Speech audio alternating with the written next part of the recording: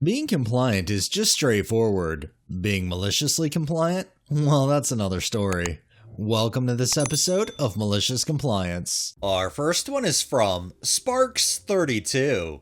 A few years ago, I worked at a janky, too big company. The boss thought he was Billy Big Bullocks and God's gift simultaneously. He had such a big head. I'm surprised he could get through doorways. He used to drink beer at his desk for lunch and would often arrive at work late.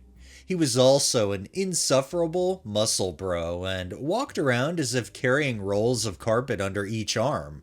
Prick. A few months into my time there, the company starts winning large orders, so he asks me to set up a small-scale production line to increase capacity and tells me that the new hire will be situated there. I design it, set it up, test it all works, and I'm feeling a sense of pride with what I've accomplished. It worked like a dream. I was confident it would work really well for the new hire. Because I'm an engineer by trade, everything was perfect and only I knew how to fix the broken shit. Nobody else asked how it worked before making some very detrimental decisions. A while later there was an issue.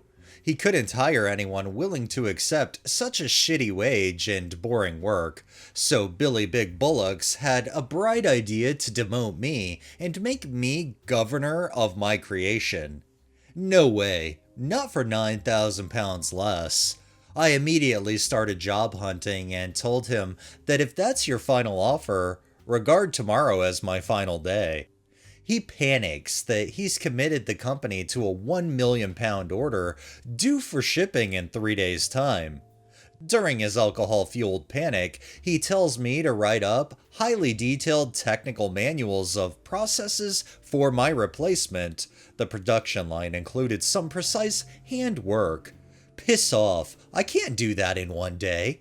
He also didn't specify that they should contain, and considering I had no help from him with this project, just complaints, I thought, fuck it. So sure, he got his manuals. I created work documents with convincing titles like Technical Manual, Product Version 2.0, and How to Do This Precise Task. Inside the documents were, for example, the surprised Pikachu face, and Bubbles from Trailer Park Boys looking lost. Then below, just one line of text reading, "This manual contains all the information I could find or was given." The file sizes would also indicate a lot of text was contained within, thanks to the images. Therefore, at face value, they looked legitimate. I saved them to my laptop in an equally legitimate looking folder that afternoon. Early the next morning, I came to work to collect my belongings and do some handovers, and found the laptop had vanished. I said my goodbyes to my colleagues and looked over to see him looking incensed with a beer in one hand. He was so angry he didn't look up from his desk. A friend told me later that the company missed the production deadline, despite him working 12-hour days to try to catch up. Apparently, the client was extremely fucked off. Don't screw over good people, prick.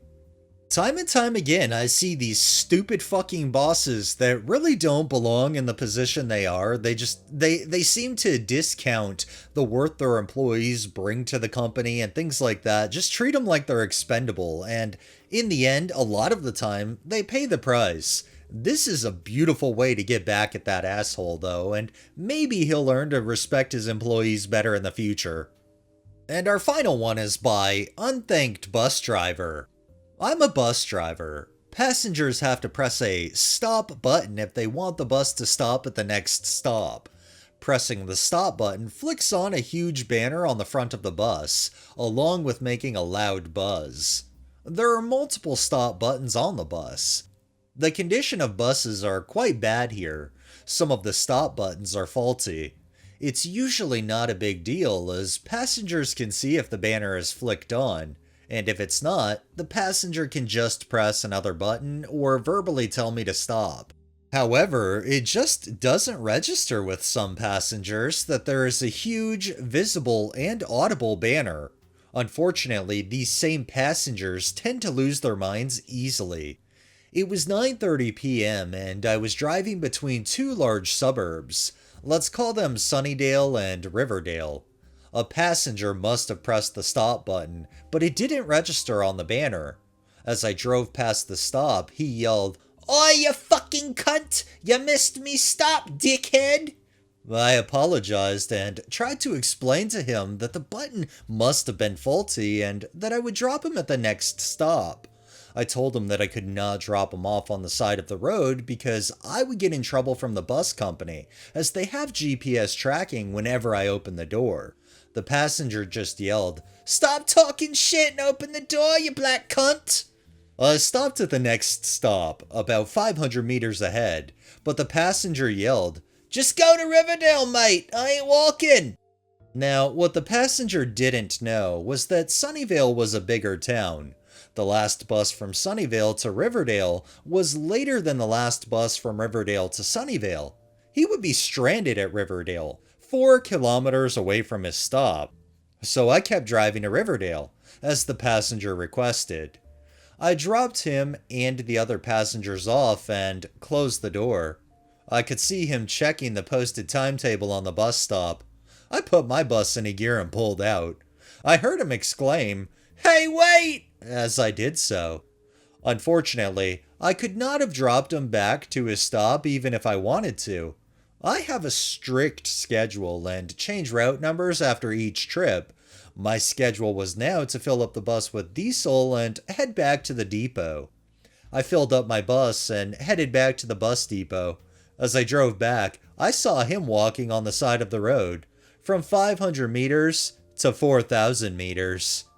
You know, if that's a great way to just do what they ask, I mean, really, this person clearly didn't know their own bus schedules or things like that, so they deserve to end up on that walk, especially if they're, what I suspect, a fucking racist asshole. Alright, that's enough maliciousness for the day. Well, that wraps up this episode of Malicious Compliance. If you liked the video, please drop a like, share my content on all of your social media, subscribe if you haven't already, and make sure to hit that bell so you're notified every time I upload, and drop a comment down below. It really helps with the algorithm and helps new people find my channel.